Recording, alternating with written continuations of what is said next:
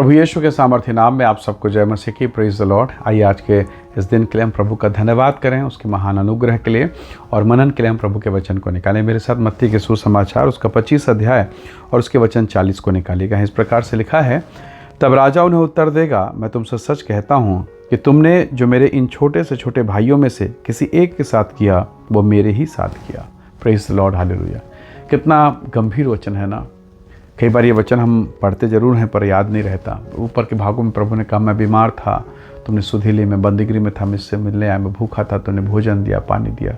कई प्रकार की बातों को बताते सिखाते हो। अंत में यीशु मसीह ने कहा, जो कुछ तुम इन छोटे से छोटे के साथ करते हो वो मेरे साथ करते हो। मसीह जीवन में चलते चलते कई गलतियां हमसे होती हैं। कलीसिया के बीच में, चर्च के बीच में, अपने लोगों के बीच में रहते, परिवार के बीच में रहते, कई गलतियां हम करते हैं। कई बार हम अपने आप को सोचते हैं कि मैं श्रेष्ठ हूँ, कभी सोचते हैं कि मैं आशीष क्यों नहीं पा रहा हूँ। मैं इतना प्रार्थना करता हूँ, मैं इतना उपवास रखता हूँ, प्रभु की उपस्थिति में चलता हूँ, क्या कारण है? क्या कारण है कि मैं आशीष नहीं पा रहा हूँ? वचन कहता है, तुम जो छोटे से छोटे के साथ करते हो वो मेरे साथ करते हो। कई बार हम अपने व्यवहार के द्वारा, अपने बोली भाषा के द्वारा हम दूसरों को तुच्छ समझते हैं, दूसरों के साथ बुरा बर्ताव करते हैं। कई बार हमारी आदतें, हमारे व्यवहार हमें पता नहीं चलता। कई बार ऐसा होता है ना कि आप गाड़ी चला रहे हैं और अचानक से आपके मोटरसाइकिल से, आपके कार से किसी को ठोकर लग गया, वो गिर गया, आपको पता ही नहीं चला, अनजाने में हो रहा है। कई बार मसीह जीवन में हमसे अनजाने में बड़ी गलतियां होती है और हमें पता ही नहीं है कि हमारे जीवन के तरफ कौन ठोकर खा रहा है, किसको बुरा लग रहा है, किसको क्या लग रहा है। प्रभु के लोगों ऐसे दशा में, ऐसी परिस्थिति में हमें सचेत होने की आवश्यकता है, क्योंकि जो हम दूसरों के साथ कर रहे हैं वो वास्तव में हम अपने प्रभु के साथ कर रहे हैं। वो भी प्रभु के लोग हैं, वो भी परमेश्वर के लोग हैं। और वचन हमें सिखाता है कि एक दूसरे की सहायता करें। बंदीगृह में कोई है, आपका एक विश्वासी है, आपके चर्च का विश्वास जो बीमार है, लाचार है, कोई दुर्बल है, कोई पढ़ाई लिखाई में कमज़ोर, कई सारी ऐसी दुर्बलताएं, कई सारी ऐसी कमज़ोरियां होती है। और ऐसी दशा में हमारा व्यवहार उनके प्रति कैसा होता है?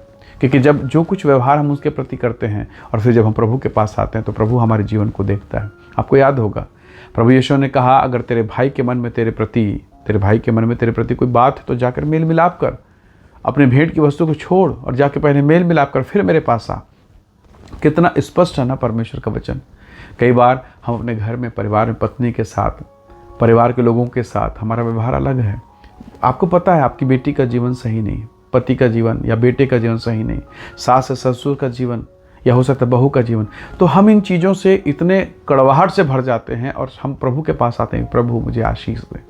आपका हृदय कैसा है? जरा कल्पना कीजिए, कुम्हार जब एक मिट्टी के घड़े को बनाता तो मिट्टी से सारे कंकड़ पत्थर को निकालता है, एक एक छोटे से कंकड़ को। क्यों? क्योंकि उसे पता है अगर ये कंकड़ के साथ में अगर ये घड़ा बन गया और इसे भट्ठे में डाला जाएगा, जैसे आग की तपन होगी ये कंकड़ फूटेगा और ये घड़ा छेद हो जाएगा। वो कंकड़ वो अगर उसके साथ रहे तो नहीं चल पाएगा। कई बार हमारे साथ भी वैसा होता है कि हम अपने जीवन में बहुत सारी चीज़ों को रखे हैं और हम परमेश्वर के पास आते हैं। परमेश्वर चाहता है कि हम उसे साफ़ करें। क्यों वो चाह रहा है? कि वेदी में आने से पहले अपने आप को साफ़ करें। परमेश्वर के लोगों, कई बार हम अपने ही घर में, अपने ही परिवार के बीच में कई प्रकार के ऐसे कामों को करते हैं जिससे देखकर परमेश्वर का आत्मा शोकित होता है। प्रभु से मांगे कि प्रभु तेरा स्वभाव मुझे मिले, तेरा व्यवहार मुझे मिले। प्रभु का वचन हमें सिखाता है जैसा मसीह यीशु का स्वभाव, गलाती की आपने पढ़ा गलाती की किताब में, विशेष करके इफिसी के 2 अध्याय में, कि जैसा मसीह यीशु का स्वभाव वैसा तुम्हारा स्वभाव होना चाहिए। तो प्रभु के स्वभाव में कैसे आएंगे? नहीं, ये एकाएक नहीं होगा, ये अंश अंश करके धीरे धीरे होगा। और तब आप मसीह के लिए, दूसरों के लिए आशीष और महिमा का कारण बनेंगे, अपने घर के लिए ब्लेसिंग का कारण बनेंगे। परमेश्वर का दास, परमेश्वर का सेवक इस बात को प्रकट करता है। पौलुस ने इस बात को कलीसिया को कहा, जैसा यीशु का स्वभाव वैसा तुम्हारा हो। क्या हम यीशु के स्वभाव में ढल सकते हैं? बिल्कुल, तभी तो लिखा है। तो प्रभु के लोगों, ये धीरे धीरे परिवर्तन होगा। एक दूध जब दही में परिवर्तित होता है उसे फटना पड़ता है, अपने आप के, अपने स्वरूप को, अपने व्यवहार को, अपने मिठास को छोड़ना पड़ता है और एक नए स्वरूप को धारण करना पड़ता है। हम में भी संसार का स्वरूप, संसार की आदतें पाई जाती हैं, पर हम मसीह के साथ रह के मसीह के स्वभाव में परिवर्तित होते हैं और दूसरों के लिए आशीष के कारण होते हैं। हालेलुया। सो परमेश्वर से प्रार्थना करें कि हमारे आसपास में जितने परमेश्वर के लोग हैं, हम उनके लिए आदर्श बने, हम उनके लिए आशीष का कारण बने। निश्चय जानिए, जब आप ऐसा करेंगे आप स्वयं आशीष पाएंगे। अब्राहम को कौन सी प्रतिज्ञा मिली?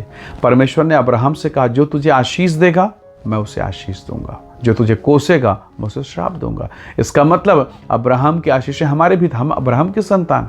यदि आप किसी को कोसेंगे तो क्या होगा? हमें उल्टा श्राप मिलेगा। यदि किसी को आशीष देंगे क्या होगा? हमें उसके बदले बड़ी आशीष मिलेगी। हालेलुया। इसलिए क्यों ना हम सबको ब्लेस करें, पत्नी, बेटा, बेटी, घर परिवार, कलीसिया, पास्टर को, कलीसियाओं को ब्लेस करें, ताकि उसके द्वारा हमें आशीष मिले। हालेलुया। आइए दुआ करें और हम आशीष दूसरों को दें और आशीष का जरिया बने। प्रेमी अनुग्रहकारी स्वर्गीय पिता, हम पर अनुग्रह कर पिता, ताकि जो व्यवहार हम दूसरों के साथ करते हैं प्रभु, आपका वचन हमें सिखाता है, वो स्वयं हमारे लिए। इसलिए प्रभु हम दूसरों के लिए, दूसरे घराने के लिए, परिवार के लिए आशीष का कारण बने, ताकि वो स्वर्गीय आशीषें, वो भौतिक आशीषें हम में से हर एक को मिलने पाए। प्रभु सहायता कर, आशीष दे, महिमा से भरपूर कर। प्रभु यीशु के सामर्थी नाम से मांगते हैं, आमीन, आमीन। प्रभु आप सबको बहुत ऐसे आशीष दे। परमेश्वर का अनुग्रह आपके साथ हो। Praise the Lord. जय मसीह।